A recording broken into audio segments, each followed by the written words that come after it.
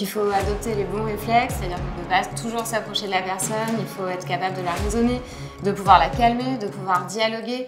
Je suis placée, j'ai 3 ans, je fais les pompiers, tu vas à un avocat, tu vas aller justifier Béthune, regardez. Je suis Hélène, policière en Île-de-France, et j'ai 5 minutes pour réagir à cette intervention surréaliste au cours de laquelle la patience d'une policière va être mise à rude épreuve. Pour les policiers, il y a des interventions particulièrement compliquées à gérer. Celles qui les met face à des individus souffrant de troubles psychiatriques. Nous sommes à Roubaix, dans le Nord, et cette nuit-là, Romy, Louis et Patrick reçoivent un message inquiétant. Il vient de retrouver une femme qui s'est fait agresser sur le parking. Il ne sait pas nous dire si les agresseurs sont encore sur place. Il n'a pas de visuel sur cet endroit-là. Ah, suivi, on est vraiment pas loin, donc on y sera vite. Une agression signalée par le vigile d'un supermarché du secteur.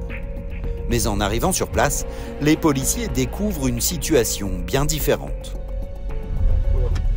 Ah, lui, on a la mort, là. Oh là là. Bonsoir, madame. Allez, regardez, je suis placée, j'ai 3 ans, je fais les pompiers, tu vas à un avocat, tu vas aller justifier Béthune, regardez. Qu'est-ce qui... Alors là, on est vraiment dans le quotidien des policiers de police secours qui sont toujours les primo-intervenants, c'est-à-dire que ce sont les premiers effectifs à intervenir sur une scène. Et encore une fois, ils se trouvent face à une situation qui est bien différente de celle qui avait été annoncée à la radio. C'est pour ça qu'ils vont devoir faire preuve d'adaptabilité. Allongée au sol, très peu vêtue, alors que la température ne dépasse pas les 5 degrés. Cette jeune femme ne semble pas avoir toute sa tête. Vous êtes toute seule? Non? Oui, toute seule. Et vous habitez où? Comment vous êtes arrivée là? Je suis alcoolique. Vous êtes alcoolique? Ouais, j'ai bu Vous avez bu quoi? un petit verre de coca. Un verre de coca.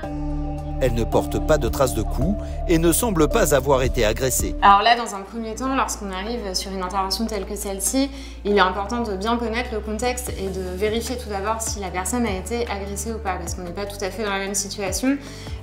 Qui dit agression dit agresseur, donc à partir du moment où il y a une agression, il faut retrouver les agresseurs qui peuvent être en fuite ou encore à proximité. Là, on voit que la situation est un peu différente. On a posé quelques questions, les premières questions, et très vite, on voit que les collègues se rendent compte qu'il n'y a pas eu d'agression, mais qu'on est face à une personne certainement en difficulté psychologique ou alors une personne fortement alcoolisée. On va voir la suite. Le vigile l'a retrouvée sur le parking pendant sa ronde. C'était jeune. Ils m'ont suivi, ils m'ont dit un petit jeune presque nu. Elle était où? Là. Là, vraiment à l'arrêt de bus là? Ok, Ouais, d'accord. Elle était en train de péter un plomb. Et elle Moi, était... Elle était comme ça en doudou? En fait, elle était comme ça, ouais. Et c'est le quartier avec ses chaussures ici? Ouais, j'ai essayé de la raisonner, quoi. Elle n'est pas dans son état normal là, c'est sûr. Après, est-ce que c'est comme ça tous les jours ou est-ce que c'est exceptionnel? Impossible de connaître son adresse ou son identité. Seule certitude, elle semble avoir une passion pour les pompiers.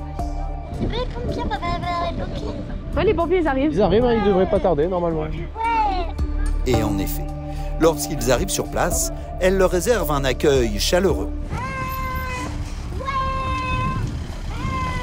Alors ce genre de situation, ça peut être assez fréquent. On a beaucoup de victimes qui attendent les pompiers avec impatience. Et ça peut arriver même qu'il y ait des faux appels pour que des policiers en uniforme, des pompiers en uniforme puissent intervenir. Et certains plaisent beaucoup aux jeunes femmes. Pourquoi vous avez? Bah parce que cette dame n'a pas bu, elle a juste pas ses facultés mentales, elle est comme ça depuis tout à l'heure, elle répète en boucle H24 parquet de Béthune, etc. Tu demandes pas la justice. J'ai 3 ans. 3 ans. Ouais, c'est pas mal. Ouais, On va à l'hôpital en fait.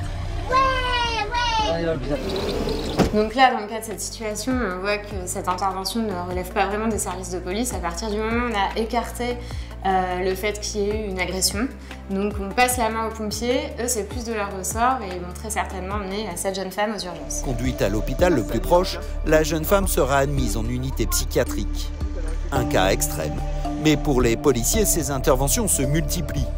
Un Français sur 5 est touché chaque année par un trouble psychique. Alors être policier, surtout en police secours, c'est savoir faire face à toutes les situations et notamment ces crises de personnes en détresse psychologique, voire psychiatrique.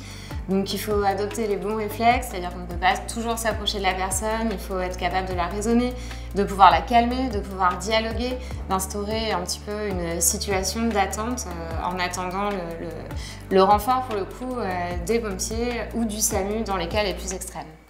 Voilà, nous sommes arrivés à la fin de mon analyse sur cette intervention de mes collègues.